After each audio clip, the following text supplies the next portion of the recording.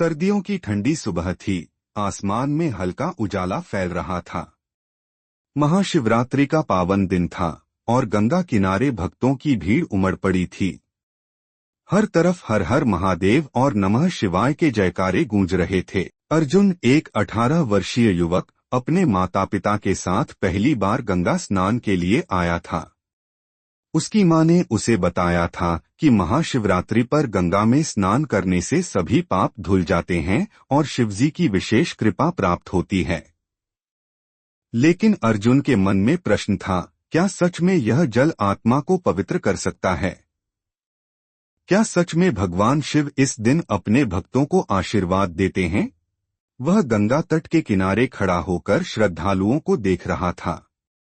कुछ लोग मंत्रोच्चारण कर रहे थे, कुछ ध्यान में मग्न थे और कुछ जल में डुबकी लगाकर भगवान शिव से अपनी मनोकामनाएं मांग रहे थे।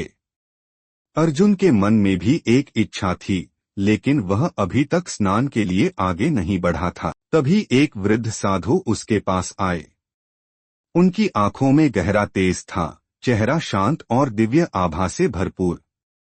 उन्होंने अर्जुन के सिर पर हाथ रखा और बोले, पुत्र, गंगा केवल एक नदी नहीं, यह स्वयं भगवान शिव के जटा से निकली अमृतधारा है। जब तुम श्रद्धा से इसमें स्नान करोगे तो न केवल तुम्हारे शरीर की शुद्धि होगी, बल्कि मन और आत्मा भी पावन हो जाएगी। अर्जुन ने साधु के वचनों को गहराई से महसूस किया।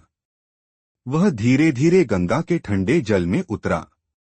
पहली डुबकी लगाते ही उसे एक अनोखी शांति का अनुभव हुआ। दूसरी डुबकी में उसके मन के सभी संशय समाप्त हो गए और तीसरी डुबकी लगाते ही उसे ऐसा लगा जैसे उसके चारों ओर दिव्य प्रकाश फैल गया हो। उसे एक अलौकिक अनुभूति हुई। उसे लगा कि दूर कहीं शिवजी का विशाल स्वरूप दिखाई दे रहा है।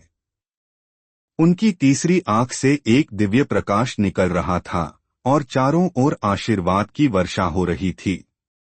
अर्जुन की आंखों से अश्रु बहने लगे। उसने महसूस किया कि भगवान शिव वास्तव में भक्तों की श्रद्धा को स्वीकार करते हैं। स्नान के बाद जब अर्जुन बाहर आया तो उसके चेहरे पर एक अलग ही तेज था। उसकी मां ने उसे गले लगाते हुए कहा, आज तू सच्चे अर्थों में शिव का आशीर्वाद पा चुका है बेटा। अर्जुन ने शिवलिंग के सामने जाकर घी का दीप जलाया और मन ही मन प्रार्थना की, हे महादेव, मुझे भी आपकी भक्ति में लीन रहने का आशीर्वाद दें। उस दिन अर्जुन को समझ आ गया कि गंगा स्नान केवल एक परंपरा नहीं, बल्कि भगवान शिव से जुड़ने का एक माध्यम है। श्रद्धा और आस्था से किया गया हर कार्य ईश्वर तक अवश्य पहुंचता है। नमस्ते दोस्तों, यदि आपको हमारा कंटेंट पसंद आया हो तो कृपया लाइक, शेयर और सब्सक्राइब करें। हमारे नए वीडियो की जानकारी पाने के लिए बेल आइकॉन को भी दबाएं। आपके समर्थन के लिए धन्यवाद।